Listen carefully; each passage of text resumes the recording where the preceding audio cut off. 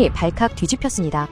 미국 대통령이 한국을 배은망덕한 나라로 직격한 직후 국방부에 긴급 지시가 떨어졌습니다. 한국이 적자 동맹이라는 걸 72시간 안에 증명하라. 하지만 보고서를 쓰던 대령이 데이터를 파는 순간 결론이 정반대로 뒤집혔습니다. 한국을 빼면 미국의 1877억 달러가 날아간다. 14명의 참모가 대통령에게 당신이 틀렸다고 연명서명한 그날의 충격적인 전말을 지금 공개합니다. 시작하기 전 구독과 좋아요 그리고 대한민국 파이팅 댓글로 한국을 응원해주세요. 23년이었습니다. 23년 동안 단 한 번도 대통령 명령에 토를 단 적이 없는 사람이 저였어요.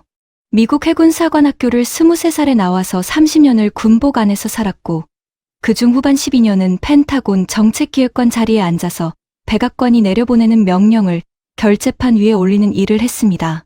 명령은 곧 결론이었고 결론은 곧 보고서였죠. 그래서 저는 22년 동안 한국이라는 두 글자 옆에 같은 네 글자를 찍었습니다. 적자 동맹.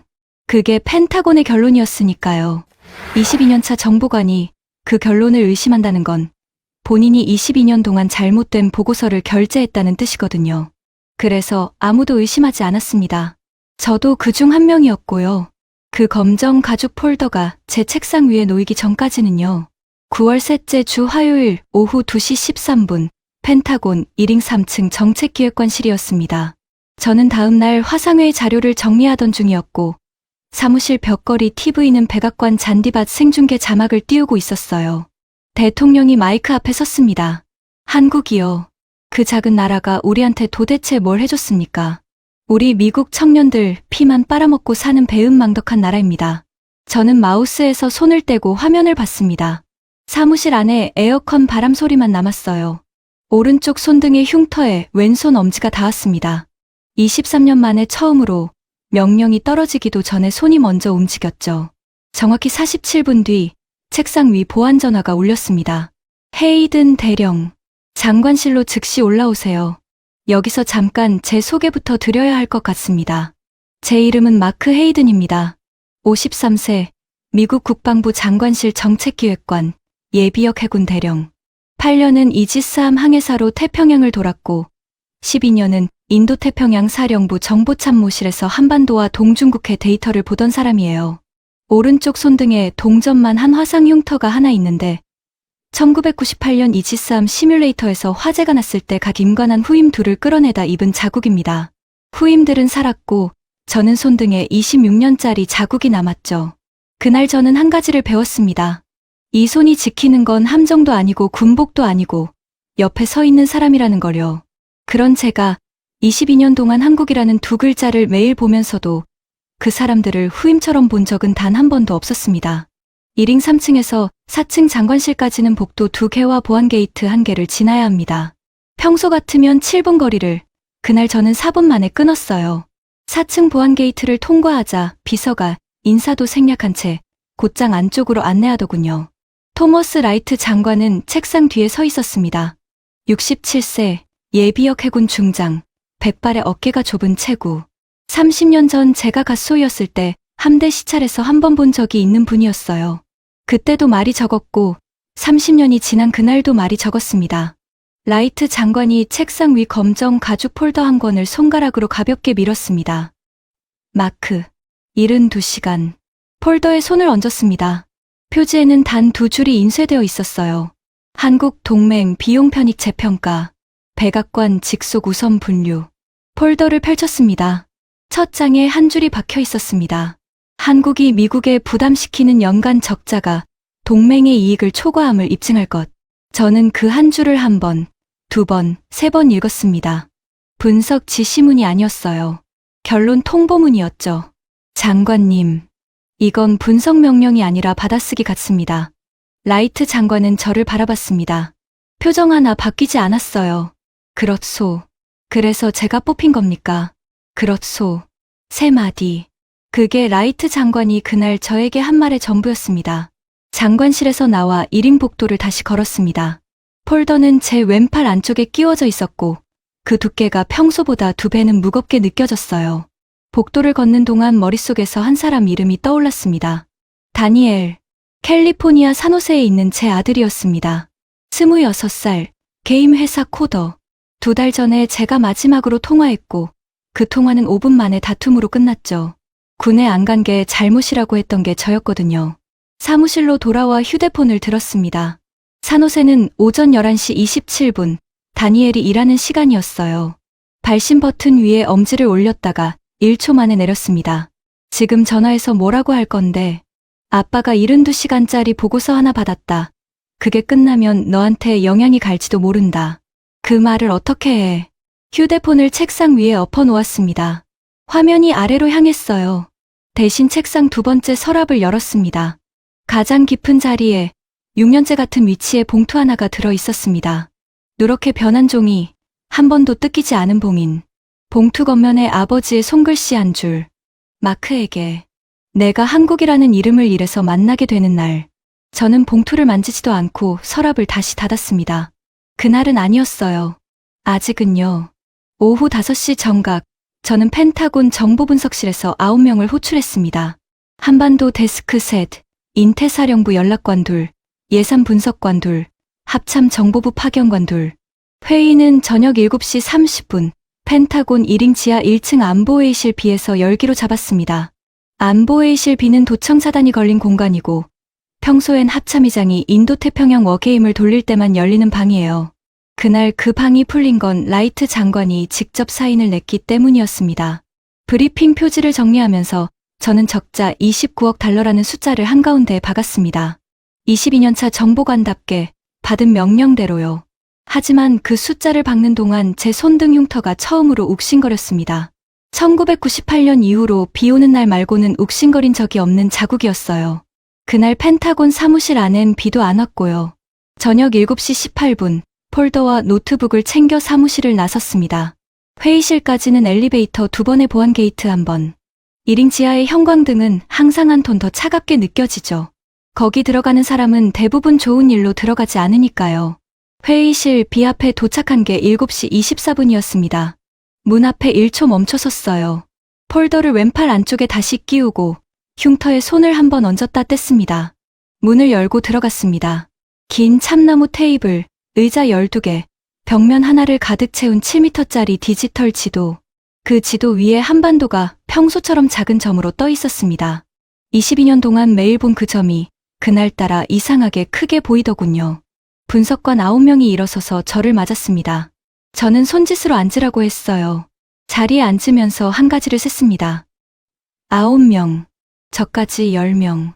라이트 장관이 분명히 9명만 호출하라고 했습니다. 그런데 회의실 가장 안쪽 끝, 평소엔 합참의장이 앉던 자리에 한 사람이 더 있었어요. 처음 보는 얼굴이었습니다. 40대 후반쯤, 검은 양복, 펜타곤 보안 배지가 아니라 백악관 출입증을 목에 걸고 있었죠. 그 양복 단추 사이로 시그너처, 향수 냄새가 회의실 끝에서부터 흘러나오고 있었습니다. 그 사람이 저를 향해 입꼬리를 천천히 올렸습니다. 웃음이 아니었어요. 헤이든 대령. 늦으셨네요. 백악관에서 옵저버 자격으로 나온 체드 모리스입니다. 자, 시작합시다. 회의실 안에 9명이 일제히 저를 봤습니다. 라이트 장관이 분명히 9명이라고 했는데 11번째 사람이 거기 와 있었다는 사실, 그게 무슨 뜻인지 그 9명도 다 알고 있었거든요. 저는 폴더를 테이블 위에 내려놓았습니다. 손등 흉터가 한 번 더 욱신거렸어요. 72시간 카운트다운이 거기서 시작됐습니다. 체드 모리스가 자리에서 일어났습니다. 키는 저랑 비슷한 178 정도, 마른 몸에 검은 양복이 손가락 한 마디 정도 헐렁했어요. 오른쪽 손목에 시계가 하나 채워져 있었는데 형광등 빛에 금태가 한 번씩 번쩍였습니다. 시계 이름까지는 모르겠고 다만 그 시계 하나가 제 한 달 월급보다 비싸다는 건 한눈에 알겠더군요. 모리스가 회의실 가운데로 천천히 걸어 나왔습니다. 시그너처 향수 냄새가 그를 따라 회의실을 한 바퀴 돌았어요. 여러분, 시간이 없으니까 짧게 갑시다. 모리스가 손가락 2개로 테이블을 가볍게 두드렸습니다. 72시간 뒤 대통령 책상 위에 보고서 한 권이 올라갑니다. 그 보고서 결론은 이미 정해져 있어요. 한국은 적자 동맹이다. 우리가 할 일은 그 결론을 뒷받침할 숫자를 깔끔하게 정리하는 겁니다. 회의실 9명 중 누구도 입을 열지 않았습니다. 한반도 데스크 분석관 하나가 노트북 키보드 위에 손가락을 올리다가 그대로 멈췄어요. 저는 폴더를 펼치지 않았습니다. 그냥 모리스를 봤죠. 모리스 고문.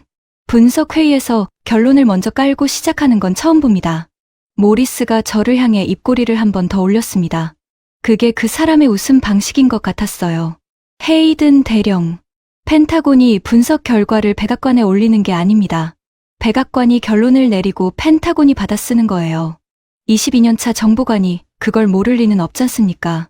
옆자리에 앉아있던 글렌 보일이 노트북을 돌렸습니다. 보일은 백악관 예산관리국에서 파견된 한국 데스크 담당이었어요. 51세, 안경, 머리는 정수리 쪽이 비어있고 양복 어깨에 비듬이 한두 점 떨어져 있었습니다.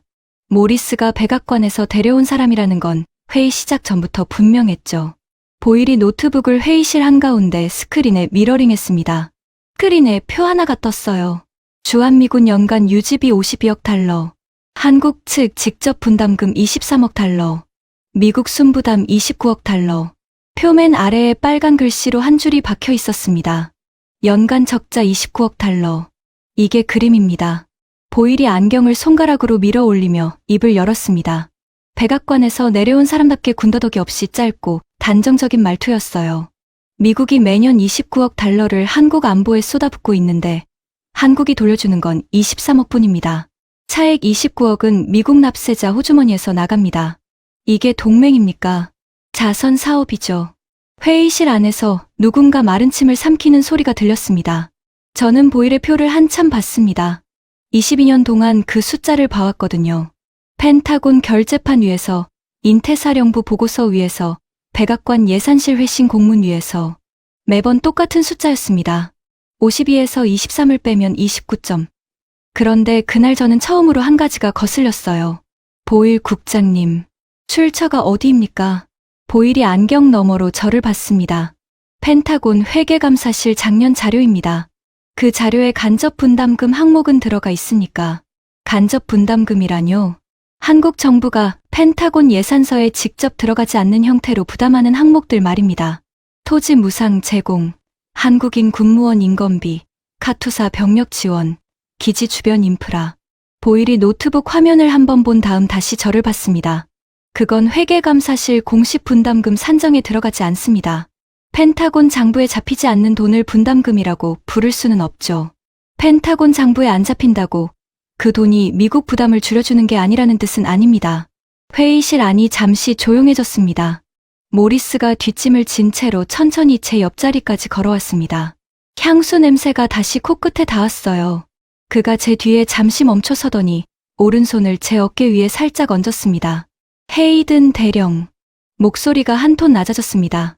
23년 군 생활하셨죠? 그동안 대통령 명령에 토단 적 한 번이라도 있으십니까? 저는 모리스의 손이 제 어깨 위에 닿아 있는 걸 그대로 두었습니다. 흔들지도 않았고 떨치지도 않았어요. 회의실 9명의 시선이 일제히 제 오른쪽 손등 흉터에 꽂혀 있었습니다. 그 흉터를 모르는 사람은 그 회의실에 한 명도 없었거든요. 1998년 시뮬레이터 화재는 펜타곤 안에서 신참 장교들 교육할 때 한 번씩 끌려 나오는 사례였으니까요. 저는 아무 말도 하지 않았습니다. 대답할 필요가 없었거든요. 대신 펜을 한 번 들어서 노트 위에 한 줄을 받아 적었습니다. 적자 29억, 출처 미확인, 간접 분담 미반영. 모리스가 제 어깨에서 손을 댔습니다. 그가 회의실 가운데로 다시 걸어 나가더니 손목 시계를 한 번 봤어요. 오늘 회의는 여기까지 합시다. 헤이든 대령, 내일 아침 8시. 같은 자리. 보고서 초안 1차본 가지고 들어오세요. 표지에 들어갈 결론 한 줄은 이미 정해져 있다는 거 다시 말 안 해도 아실 거고. 모리스가 회의실 문을 향해 걸었습니다. 가는 길에 보일을 한번 돌아보더니 보일이 거의 반사적으로 노트북을 닫고 일어섰어요. 백악관에서 데려온 두 사람이 회의실을 같이 빠져나갔습니다. 문이 닫혔습니다. 남은 9명이 저를 봤습니다. 누구도 먼저 입을 열지 않았어요. 합참 정보부에서 파견된 2명 중 하나가 저랑 눈이 마주쳤다가 시선을 노트북 화면으로 떨궜습니다. 저는 폴더를 다시 왼팔 안쪽에 끼웠습니다. 오늘은 여기까지 합시다. 다들 들어가십시오. 분석관들이 하나둘 일어섰습니다. 회의실을 빠져나가는 동안에도 누구 하나 잡담하지 않았어요. 1인 지하의 형광등 아래서 9명이 한 줄로 빠져나가는 모습이 마치 장례식장 조문 행렬 같더군요. 마지막 분석관이 나간 뒤에도 저는 한참을 그 회의실에 혼자 앉아 있었습니다. 스크린에는 보일이 띄워놓은 표가 그대로 멈춰 있었어요. 적자 29억 달러. 그 빨간 글씨 한 줄이 7m짜리 디지털 지도 위 한반도와 정확히 같은 높이에 떠 있었습니다. 저는 그 표를 한 번 더 봤습니다. 그리고 노트에 적어둔 한 줄을 다시 봤어요. 적자 29억.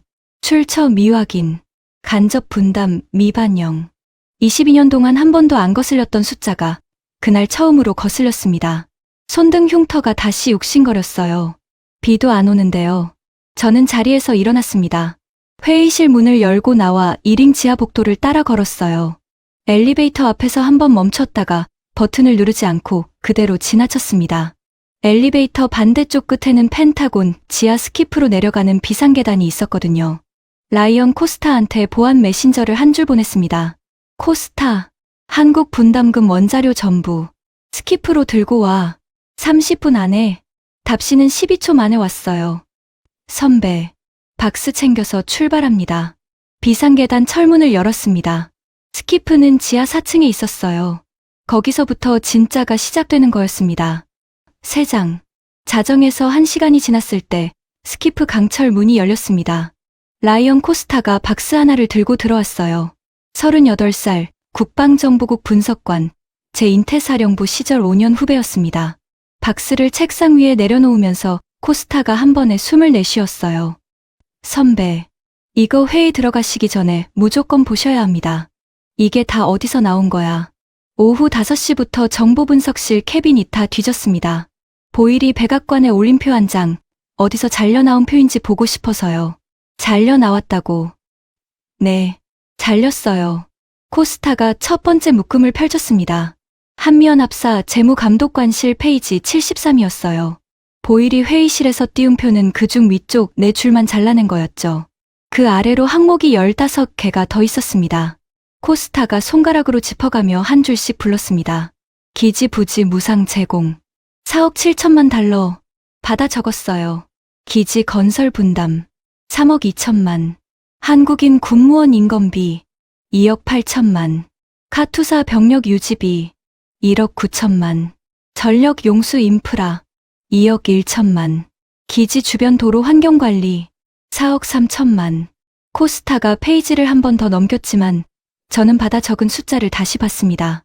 19억 달러였어요. 손이 멈췄습니다. 코스타. 잠깐. 보일이 미국 순부담 29억이라고 띄웠지. 네 선배. 한국 직접 분담 23억에 29억을 더하면 한국 실분담은 42억이야. 네. 미국 총 유지비 52억에서 42억을 빼면 미국 실부담은 29억이 아니라 10억이지. 네 선배. 그게 진짜 숫자입니다. 10이라는 숫자 위에 손바닥을 한번 얹었어요. 종이가 차가웠습니다. 선배. 이게 끝이 아닙니다. 코스타가 박스 안에서 두 번째 봉투를 꺼냈어요. 표지에 빨간 도장이 찍혀 있었습니다. 시크릿. 그 아래 한 줄. 인도태평양 사령부 워게임. 한국 변수 제거 시나리오. 8월 작성. 코스타. 이거 내가 결제한 보고서야. 결제는 표지하고 요약본만 보셨을 겁니다. 본문 안에 한국 변수 제거 케이스가 따로 들어가 있는데 그 케이스 결과지가 표지 요약본에는 안 올라갔거든요. 봉투를 펼쳤습니다. 페이지 47점 시나리오 한 번. 한국 기지 전면 상실 후 6개월. 인도태평양 사령부 정보 수집 범위 38% 축소. 중국 동부해안 및 북한 전역 실시간 감시 능력 상실. 페이지 51점 시나리오 2번. 대만 해협 유사시. 오산 출격 4시간. 괌 출격 17시간. 4시간이 17시간으로 늘어난다는 뜻이었습니다. 펜타곤 모델에 따르면 중국 해군이 대만을 봉쇄하는 데 걸리는 시간이 12시간이에요. 미군이 도착하기 전에 봉쇄가 끝나는 거였습니다. 페이지 64점 시나리오 3번. 대체 비용. 한국 기지를 대체하기 위해 괌 및 오키나와 기지 확장 시 소요 비용. 연간 187억 달러. 187이라는 숫자에서 손이 멈췄습니다. 한 번, 두 번, 3번 읽었어요. 10억으로 하던 일을 187억으로 하라는 얘기였습니다. 18배가 넘었어요. 손등 흉터 위에 왼손 엄지가 다시 닿았습니다. 1998년 시뮬레이터 그날 직후 살이 부어오를 때 그 감각이었어요. 선배, 이거 내일 회의에 들고 들어가실 겁니까? 저는 대답하지 않았습니다. 대신 다른 말이 나왔어요. 코스타, 이 자료 사본 한 부 더 떠. 하나는 내가 가져가고, 하나는 내가 스키프 캐비닛 안에 봉인해서 넣어둬. 왜요, 선배? 내일 아침 회의 끝나고 내가 돌아오지 못할 수도 있어. 그러면 이 자료가 사라질 거야. 코스타가 그제서야 저를 봤습니다. 선배, 그게 무슨 말입니까? 백악관에서 옵저버가 들어왔어. 체드 모리스. 오늘 회의실에서 내 어깨에 손을 올렸어. 23년 군 생활 동안 명령에 토단 적 있냐고 물었지.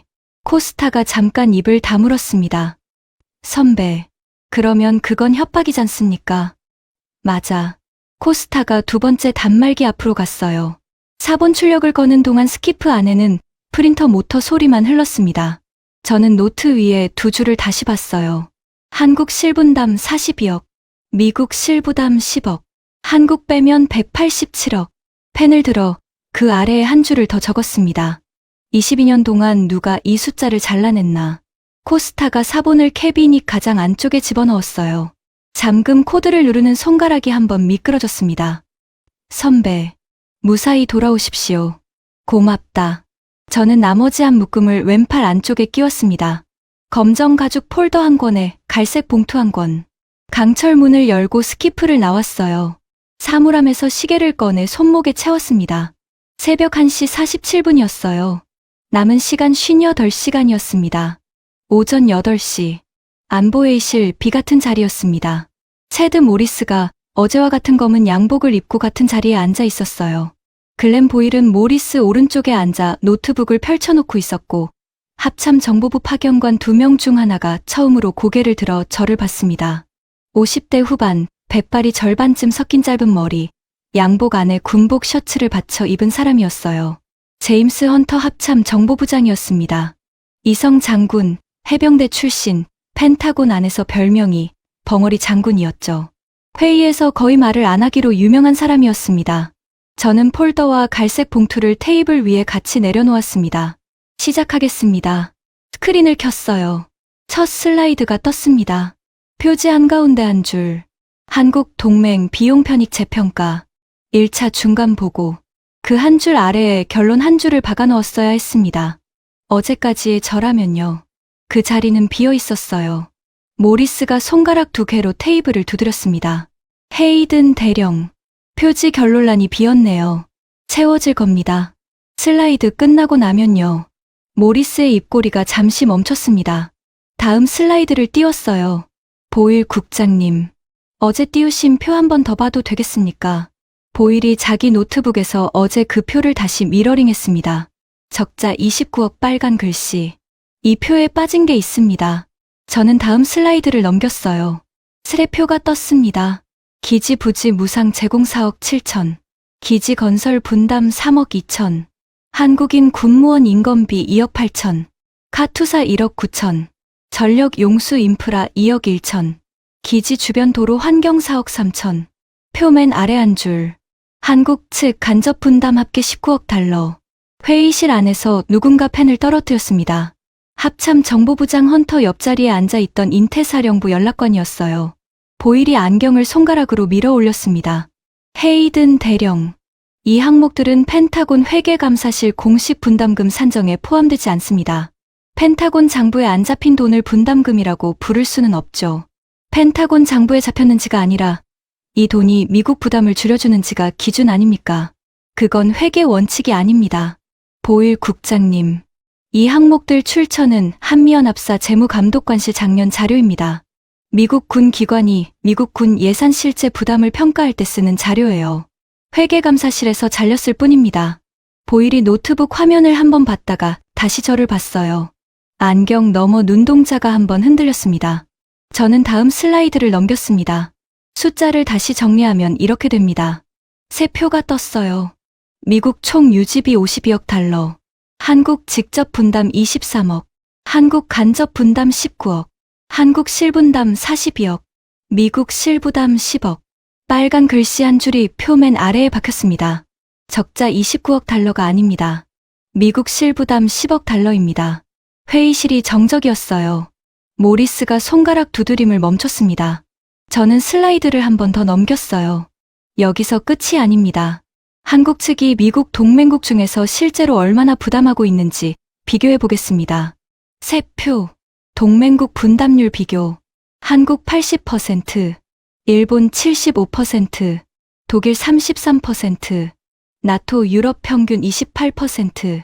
한국이 미국 동맹국 중 분담률 1위입니다. 독일의 2배 반이고요. 회의실 안에서 처음으로 누군가 노트에 받아 적기 시작했습니다. 한반도 데스크 분석관 셋 중 가운데 앉아 있던 사람이었어요. 그리고 그 옆에서 헌터 합참 정보부장이 처음으로 펜을 들었습니다. 벙어리 장군이 펜을 든다는 건 펜타곤 안에서 의미가 있는 행동이었습니다. 헌터가 회의에서 펜을 꺼낸 건 작년 한 해 통틀어 2번뿐이었거든요.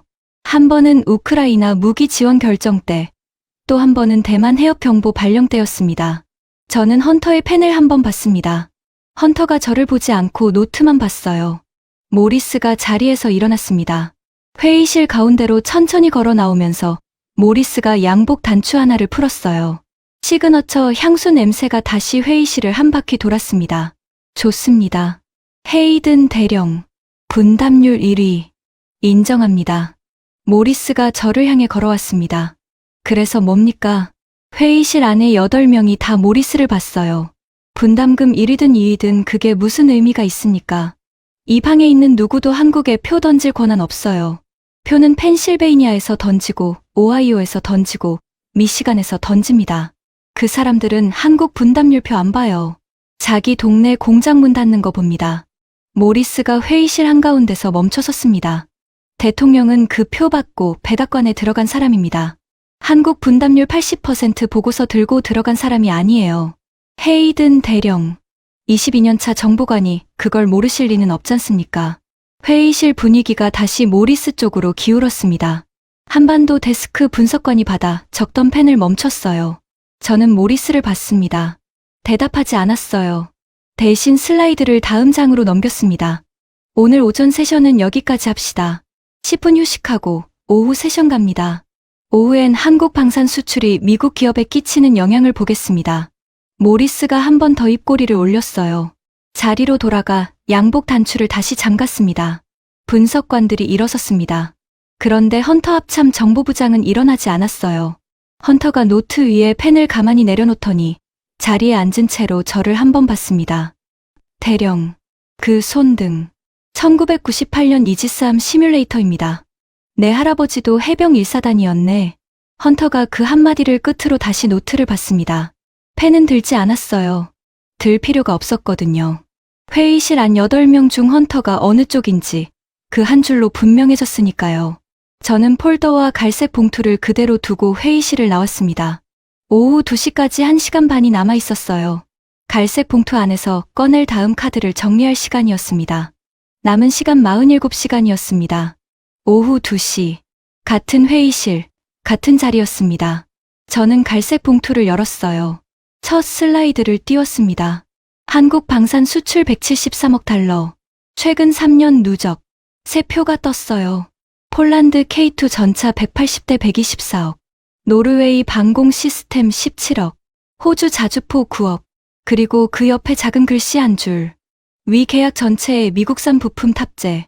저는 마우스 버튼을 한 번 더 눌렀어요. 빨간 글씨가 표 아래에 박혔습니다. 한국 방산 수출로 인해 미국 방산 기업이 벌어들이는 부품 매출. 연간 38억 달러. 회의실이 잠시 멈췄습니다. 다이앤 포터가 의자에서 몸을 앞으로 숙였어요. 포터는 NSC 중동 담당이었는데 어제 회의 내내 호르무즈 자료만 들여다보던 사람입니다. 잠깐. 헤이든 대령. 한국이 무기를 한 대 팔면 미국 기업이 부품값을 받는다는 거예요. 맞습니다. 그러면 한국 압박해서 한국 방산 수출 막으면 깎이는 게 한국 매출이 아니라 미국 매출입니다. 38억 달러요. 포터가 의자 등받이에 몸을 기댔어요. 포터의 손가락이 노트북 키보드 위에서 한번 멈췄습니다. 저는 모리스를 봤어요. 모리스는 손가락 두드림을 멈추고 보일을 봤습니다. 보일이 노트북 화면을 봤어요. 안경을 한번 밀어 올리고 노트북 화면을 한 번 더 봤습니다. 그러더니 노트북을 천천히 닫았어요. 이틀 동안 스프레드시트 뒤에 숨어 있던 사람이 처음으로 화면 너머로 나온 순간이었습니다. 헤이든 대령. 보일의 목소리가 어제와 한 톤 다르게 들렸어요. 제 초기 계산에 구조적 누락이 있었습니다. 회의실 안에서 누군가 숨을 멈췄습니다. 보일이 노트북을 직접 닫고 자기 입으로 그 한 줄을 꺼낸다는 건 어제 적자 29억 빨간 글씨를 띄운 사람이 자기 손으로 그 글씨를 거둔다는 뜻이었거든요. 모리스의 입꼬리가 처음으로 내려갔습니다. 저는 다음 슬라이드를 띄우려고 마우스를 잡았어요. 그때 모리스가 자리에서 일어났습니다. 회의실 한가운데로 천천히 걸어 나오더니 저한테 다가오지 않았어요. 회의실 한복판에 멈춰 섰습니다. 모두가 들리는 위치였어요. 헤이든 대령. 모리스가 양복 안주머니에서 작은 수첩 하나를 꺼냈습니다. 새 것이었어요. 표지가 매끈했습니다. 캘리포니아 산호세의 아드님 있으시죠? 다니엘 헤이든. 26살. 게임 회사 코더. 회의실이 얼어붙었습니다. 2달 전에 마지막으로 통화하셨고, 통화 시간 5분 12초. 통화 끝에 다투셨다고 들었어요. 군에 안 간 게 잘못이라고 하셨다면서요. 저는 모리스를 봤습니다. 손등 흉터에 왼손 엄지가 닿았어요. 이번엔 욱신거리는 게 아니었습니다. 거칠게 문지르고 있었어요. 23년 만에 처음이었습니다. 워싱턴은 좁은 도시입니다. 대령. 헤이든 대령이 어떤 보고서에 어떤 결론을 박아 넣느냐가 그 산호세 아드님 미래에 꽤 영향을 줄 수 있어요. 게임 회사 비자가 정말 안정적이지 않거든요. 요즘은요. 모리스가 수첩을 다시 양복 안주머니에 넣었습니다. 오늘 세션은 여기까지 합시다. 헤이든 대령, 오늘 밤 잘 생각해보세요. 내일 아침 8시. 같은 자리. 표지에 들어갈 결론 한 줄 가지고 오시면 됩니다. 회의실 안에 8명, 누구도 입을 열지 않았어요. 헌터 합참 정보부장의 펜이 노트 위에서 멈춰 있었습니다. 헌터의 손가락이 펜을 쥔 채 한번 떨었어요. 모리스가 회의실 문을 열고 나갔습니다. 문이 닫혔어요. 남은 8명이 저를 봤습니다. 누구도 먼저 일어서지 못했어요. 저는 폴더와 갈색 봉투를 챙기지 않고 그 자리에 그대로 앉아 있었습니다. 손등 흉터를 거칠게 문지르던 손이 멈췄어요. 저는 한참을 그대로 앉아 있다가 자리에서 일어났습니다. 다른 7명이 같이 일어섰어요. 헌터 합참 정보부장은 마지막까지 자리에 앉아 있다가 펜을 노트 위에 가만히 내려놓고 일어섰습니다. 헌터가 회의실을 나가면서 저를 한 번 봤어요. 아무 말도 하지 않았습니다. 회의실에 저 혼자 남았습니다. 스크린에 한국 방산 수출 173억 표가 그대로 떠 있었어요. 그 옆에 미국 부품 매출 38억 빨간 글씨도요. 저는 폴더를 챙겨서 회의실을 나왔습니다. 갈색 봉투는 가져가지 않았어요. 봉투 안에 든 자료는 스키프 캐비닛에 사본이 한 부 더 봉인되어 있었거든요. 코스타가 어젯밤 잠금 코드를 누를 때 손가락이 한 번 미끄러진 그 캐비닛이요. 1인 지하 복도를 걸었습니다. 사무실로 돌아가는 길이었어요. 책상 2번째 서랍 안에는 6년째 봉인된 채 들어있는 봉투 한 통이 있었습니다. 다니엘 이름이 회의실에서 나온 그날 오후, 저는 그 봉투를 처음으로 만져볼 생각을 했어요. 남은 시간 36시간이었습니다. 밤 11시 42분. 펜타곤 사무실이었습니다. 저는 사무실 문을 잠그고 책상 2번째 서랍을 열었어요. 6년이었습니다. 6년 동안 같은 자리에, 같은 각도로, 같은 봉투가 들어 있었습니다. 종이는 더 누렇게 변했고, 봉인 부분의 풀자국은 약간 갈라져 있었지만, 봉인 자체는 한 번도 뜯긴 적이 없었어요. 봉투를 꺼내서 책상 위에 올려놓았습니다. 봉투 겉면에 아버지의 손글씨 한 줄. 마크에게 내가 한국이라는 이름을 이래서 만나게 되는 날. 저는 봉투를 형광등 빛에 들어 비춰봤어요. 종이 2장이 들어 있었습니다. 어쩌면 3장. 손가락 끝으로 봉인 가장자리를 한번 만져봤습니다. 풀자국이 거칠었어요. 뜯을 수 있었습니다. 6년 만에 처음으로요. 그런데 손이 멈췄습니다. 아버지가 6년 전에 이 봉투를 봉인할 때 어떤 글자를 적었는지 저는 그게 무서웠어요. 한국 농민이 이불을 찢어 부상병 발을 감쌌다는 그 한 줄 뒤에 무슨 말이 더 적혀 있을지, 그 말을 읽고 나면 23년간의 제 결제 도장이 어떻게 보일지. 저는 봉투를 책상 위에 다시 내려놓았습니다. 뜯지 않은 채로요. 바로 그때 노크가 2번 났습니다. 저는 봉투 위에 손바닥을 한 번 얹었다가 봉투를 서랍이 아니라 양복 안주머니에 집어넣었어요. 서랍이 아니라 안주머니였습니다. 그게 어제와 다른 점이었어요. 문을 열었습니다. 에밀리 진이 종이컵 2개를 들고 서 있었어요. 41세, NSC 중국 담당, 펜타곤 연락관 자격으로 이번 회의에 참여 중인 사람이었습니다. 어제 회의에서 한마디도 안 했지만 회의실 끝자리에서 제 슬라이드를 한 장도 안 놓치고 보고 있던 사람이었어요. 헤이든 대령, 들어가도 될까요? 진이 종이컵 하나를 책상 위에 내려놓았습니다. 사무실 문을 닫고 자기도 의자에 앉았어요. 내일 어떻게 하실 거예요? 저는 종이컵을 잡았습니다. 따뜻했어요. 한 모금 마셨습니다. 진 보좌관. 오늘 오후 회의실에서 모리스가 뭐라고 했는지 들었죠? 들었어요. 제 아들 이름이 나왔습니다. 산호세에 있는 게임 회사 코더예요. 2달 전에 통화하다 다툰 적이 있고요. 알아요. 어떻게 알아요? 백악관 정치팀이 이 보고서 들어가기 전에 이미 다 뽑아둔 자료예요. 모리스가 어제 들고 들어온 백악관 출입증, 그 안에 헤이든 대령 가족 신상 파일 인덱스 한 줄이 미리 박혀 있었던 거예요. 저는 그 인덱스가 박힌 걸 어제 오후에 봤어요. 종이컵 안에 커피가 한번 흔들렸습니다. 그러면 진 보좌관도 어제 알고 있었던 거네요. 모리스가 오늘 다니엘 이름 꺼낼 거라는 거 알고 있었어요. 왜 말 안 했어요? 진이 종이컵을 한 모금 마셨어요. 종이컵을 책상 위에 내려놓고 저를 봤습니다. 헤이든 대령. 제가 어제 말했으면 대령은 오늘 회의실에서 그 분담률 80% 표를 못 띄웠을 거예요. 다니엘 이름 미리 알고 있었으면 거기서 멈췄을 거니까요. 저는 진을 봤습니다. 진이 시선을 피하지 않았어요. 진 보좌관. 네. 내일 아침 회의실에 들어가지 않는 방법도 있습니다. 있죠. 아들 이름 하나 지키는 거 어렵지 않아요. 표지에 적자 29억 한 줄 받고 들어가면 됩니다. 22년 동안 해온 일이거든요. 한 번 더 한다고 23년이 24년 되는 것뿐이고요.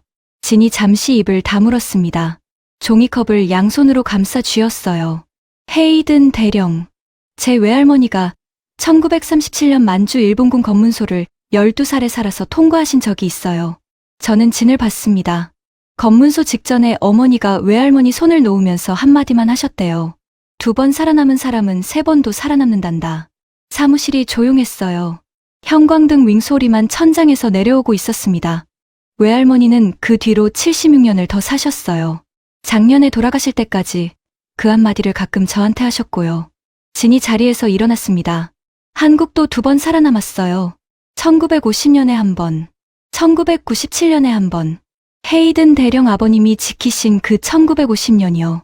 진이 사무실 문 손잡이에 손을 얹었습니다. 3번도 살아남을 거예요. 그건 한국이 알아서 할 일이고요. 대령이 결정하실 건 그 3번째에 미국이 옆에 서 있을지 아닐지예요. 진이 문을 열고 나갔어요. 문이 닫히는 소리가 사무실 안에 한번 울렸습니다. 저는 종이컵을 비웠습니다.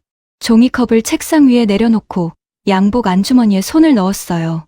봉투가 거기 있었습니다. 6년 동안 서랍 안에 있던 봉투가 안주머니로 자리를 옮긴 건 그날 밤이 처음이었어요. 저는 봉투를 꺼냈습니다. 봉인 가장자리에 다시 손가락 끝을 댔어요. 뜯을 수 있었습니다. 지금 뜯어도 됐어요.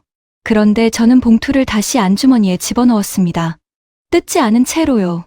뜯는 자리가 사무실이 아니라는 걸 그날 밤 11시 58분에 알았거든요.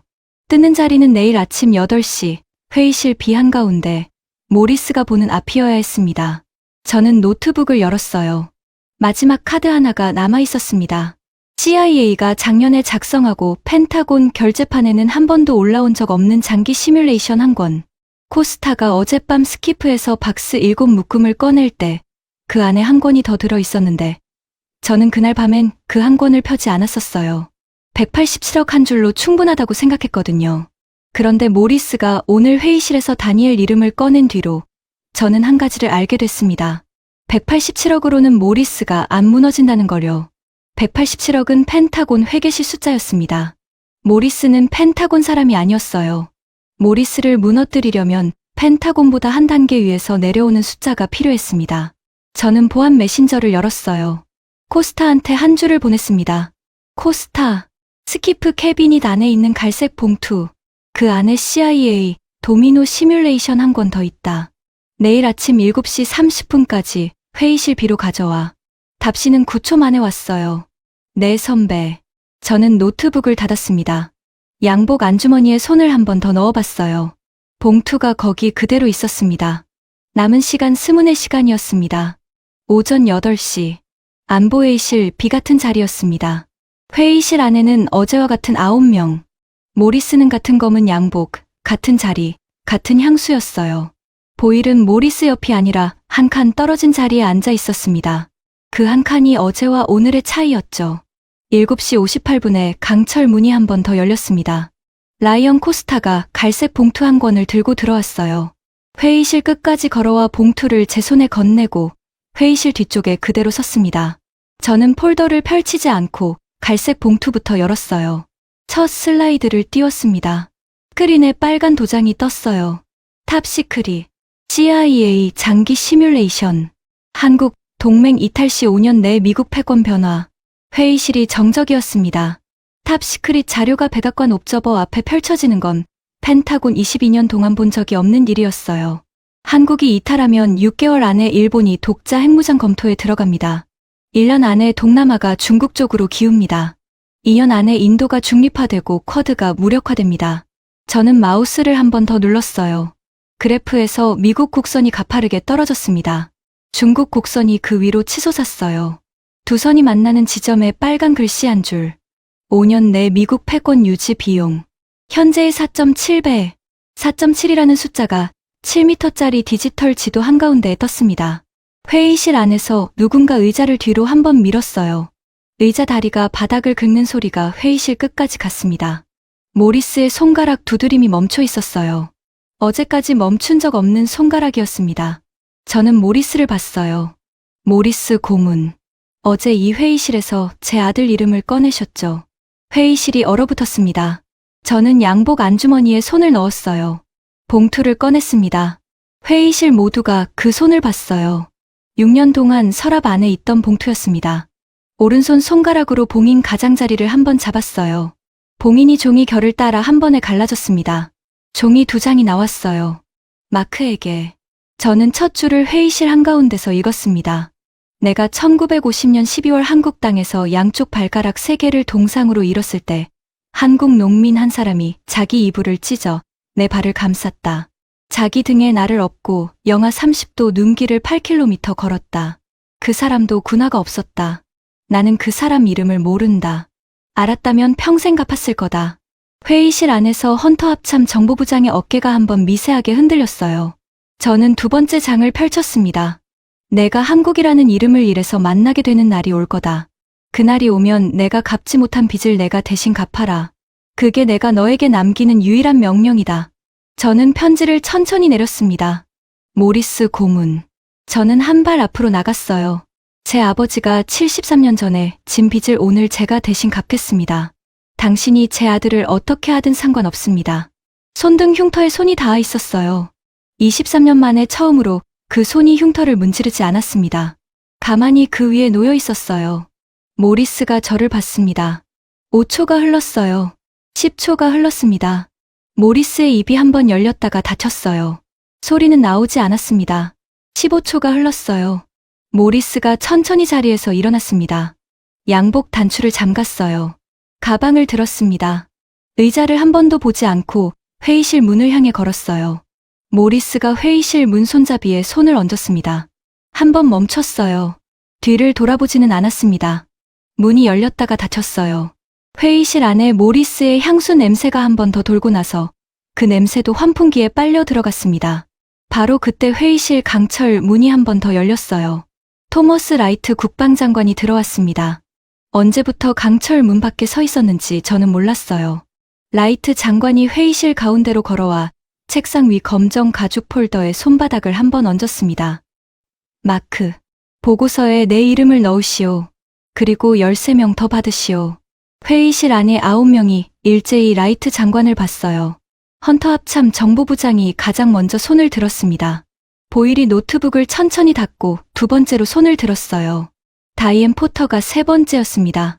진이 네 번째, 코스타가 다섯 번째였어요. 회의실 안 9명의 라이트 장관, 코스타, 진까지 합쳐서 14개의 손이 천천히 올라갔습니다. 라이트 장관이 14개의 손을 한 번씩 봤어요. 충분하오. 라이트 장관이 검정 가죽 폴더를 들었습니다. 폴더가 라이트 장관의 손에 들린다는 건 그 사람이 그 폴더의 책임을 진다는 뜻이었어요. 펜타곤 22년 동안 본 장면 중에 그날 아침이 가장 무거운 한 장면이었습니다.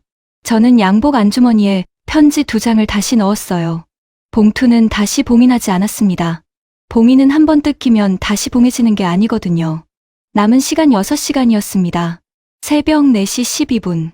펜타곤 1인 3층 정책기획관실이었습니다. 사무실 안에 프린터 모터 돌아가는 소리만 흐르고 있었어요. 저는 의자에 앉아 프린터 트레이를 봤습니다. 보고서 표지가 한 장씩 떨어지고 있었어요. 따뜻한 종이가 트레이 위에 쌓이는 동안 저는 그 종이의 온도를 손바닥으로 한번 확인했습니다. 표지에는 2줄이 박혀 있었어요. 한국 동맹 비용 편익 재평가, 최종 보고, 그 아래 한 줄. 대한민국은 미국이 보유한 가장 가치 높은 전략적 자산이다. 작성 책임 마크 헤이든, 승인 토머스 라이트, 공동 서명 14명.